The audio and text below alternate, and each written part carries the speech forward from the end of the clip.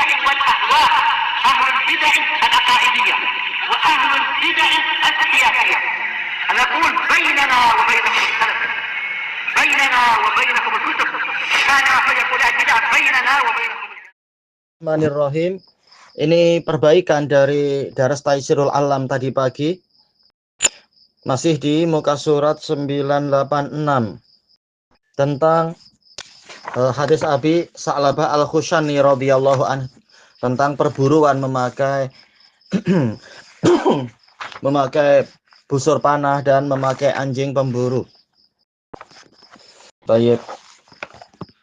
Qala Fadilatul Syekh Abdullah Al-Bassam rahimahullahu taala al-khamis al-salisah, yaitu faedah yang ketiga dari hadis ini adalah ibahatus shaidi bil qaus, diperbolehkannya berburu dengan memakai busur panah atau yang seperti itu, yaitu alat-alat penembak lainnya. Wa bil kalbil muallam, dan juga berburu dengan anjing yang terlatih. Bisyarti dzikrismillahi inda irsaliha, dengan syarat disebutkannya nama Allah tatkala hewan itu dikirimkan, dilepaskan, atau anak panah itu yang ditembakkan dan yang semacam itu. Fa in tarakaha amdan aw sahwan lam yubah, kalau dia meninggalkan kalimat bismillah tadi, penyebutan nama Allah tadi dengan sengaja atau lupa, maka ini tidak boleh.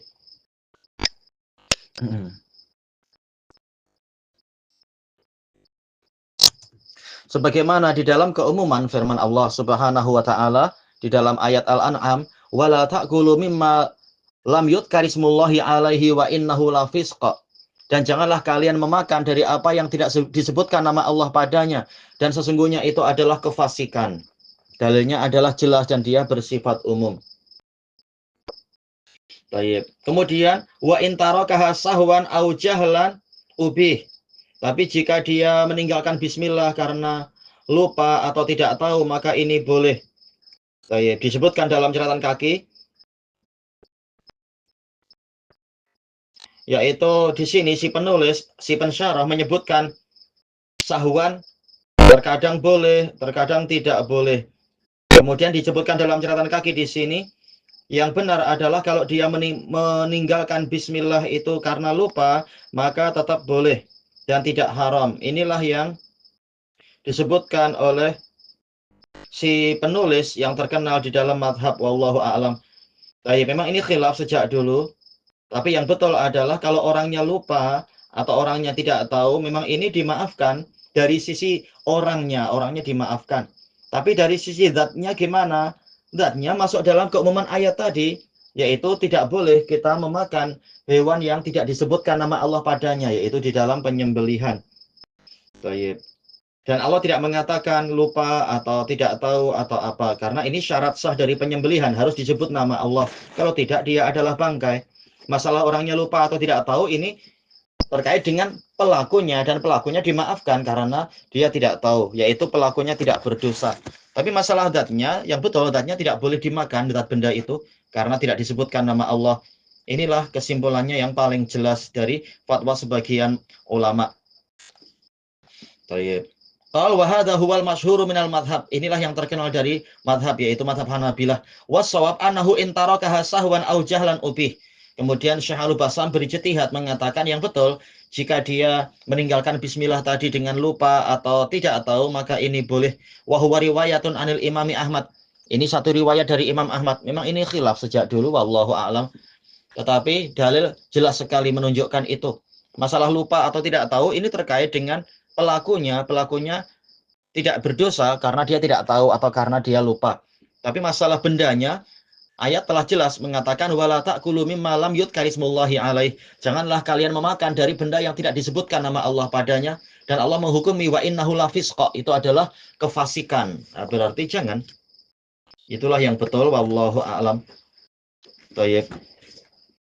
Adapun barang siapa berdalilkan dengan hadis Aisyah radhiyallahu anha, tatkala sebagian sahabat mengatakan sesungguhnya ada sekumpulan orang yang baru masuk Islam, mereka menghadiahkan daging pada kami tidak tahu apakah mereka menyebut nama Allah atau tidak.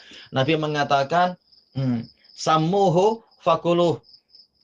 Samuhu lakum, samuhu antum fakuluh, yaitu kalian menyebut nama Allah kemudian boleh kalian memakannya. Ya, ini ada kemungkinan yaitu mereka dimaafkan karena baru masuk Islam. Orang-orang yang memberikan daging tadi, kalaupun mereka tidak menyebut nama Allah, ini dimaafkan karena baru masuk Islam. Baik, adapun yang sudah lama masuk Islam, wallahu alam, dohirnya adalah kalau syarat sahnya, kalau rukun ibadah tidak terpenuhi, ya tidak sah.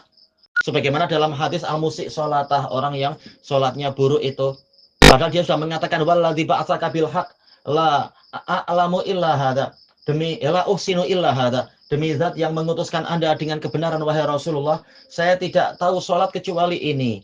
Itu pun Nabi tidak memaafkan dalam artian ya sudah, tak perlu diulang sholatnya, tapi Nabi malah menyuruh dia mengulang sholat, menunjukkan masalah dia tidak tahu ini dimaafkan, yaitu tidak berdosa. Tapi masalah sholatnya belum memenuhi rukun, maka harus diulang lagi. Itulah yang lebih berhati-hati. Dohirnya adalah untuk orang yang sudah lama tapi masih belum punya ilmu. Adapun yang baru masuk Islam, lihat hadis Aisyah di situ, yaitu dimaafkan. Dan kita tahu orang yang baru masuk Islam, mereka disuruh sholat, tapi tidak dibebani untuk melaksanakan semua rukun sholat. Tapi semampunya sedikit demi sedikit lebih dulu membaca apa yang dimudahkan dari Al-Quran dan sebagainya. Tapi yang sudah lama Islam, tapi belum sempurna, belum tahu ini dan itu, masih dalam proses belajar, dia dimaafkan. Tetapi ya disuruh ngulang lagi sholatnya. Sebagaimana di dalam hadis al-musik sholatah. Ini yang lebih jelas, wallahu a'lam. Demikian pula masalah penyembelihan atau yang seperti itu, perburuan. Wallahu a'lam. Memang ini khilaf sejak dulu. Berhati-hati lebih baik. Yang keempat, zahirul hadis hillu akli masid. Zahir hadis menunjukkan dihalalkannya memakan apa yang diburu. Sawaun aqatalahul jarih. Sama saja apakah dia dibunuh oleh jarih, yaitu hewan pemburu tadi itu,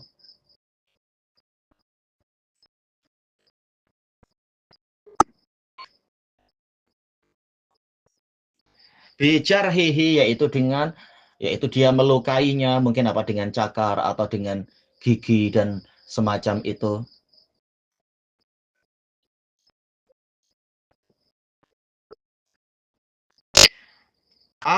Bisodemih, atau apa dengan dia menghantam, yaitu menabraknya, melanggarnya sehingga hewan itu terhempas dan mati. Misalkan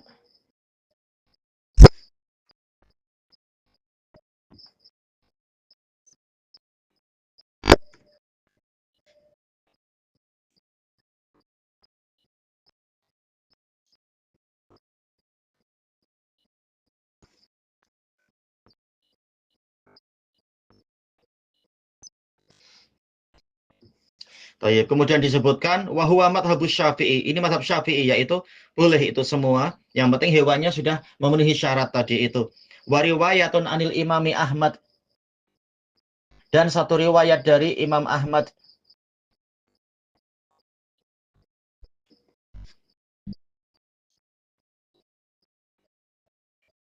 Wahtaraha min ashabihi Ibnu Hamid wa Abu Muhammad al-Jauzi.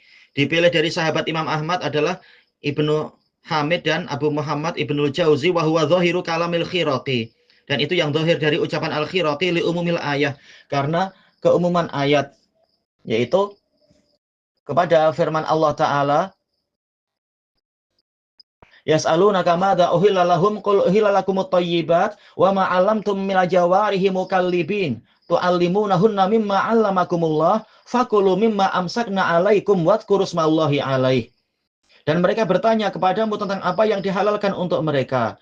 Maka katakan, wahai Rasulullah, dihalalkan untuk kalian yang baik-baik dan apa yang ditangkap oleh hewan berburu yang telah kalian ajari. Mukallibin, yaitu dalam keadaan kalian memang sudah biasa mengajari hewan-hewan itu. Tu'allimunahun, kalian mengajari mereka mimma 'allamakumullah, dari apa yang Allah ajarkan pada kalian. Fakulu mimma amsakna 'alaikum, maka makanlah dari apa yang mereka tangkap untuk kalian. Lihat di sini ma mausulah, di sini tufidul umum.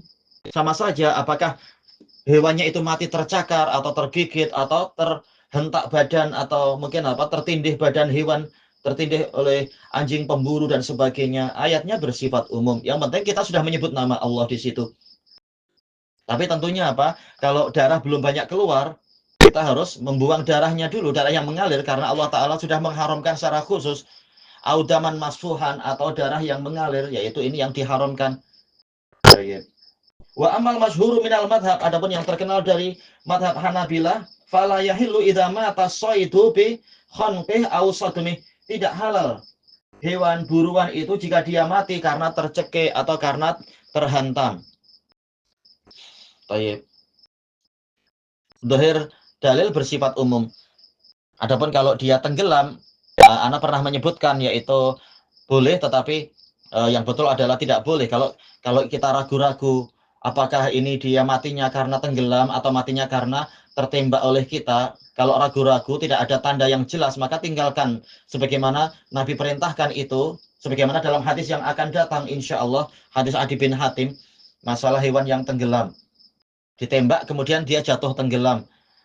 Adapun kalau korinahnya jelas memang ini adalah karena penembakan kita dia mati, tidak, yaitu mungkin dia jatuh ke dalam air tapi airnya dangkal-dangkal saja, kemungkinannya dia mati memang karena tembakan kita, maka boleh dimakan. Tapi kalau airnya dalam, kita tak tahu, mungkin lukanya hanya sedikit, dia jatuh kemudian dia mati karena terbenam, maka Nabi menyuruh meninggalkan itu. Wallahu a'lam walhamdulillahi rabbil alamin.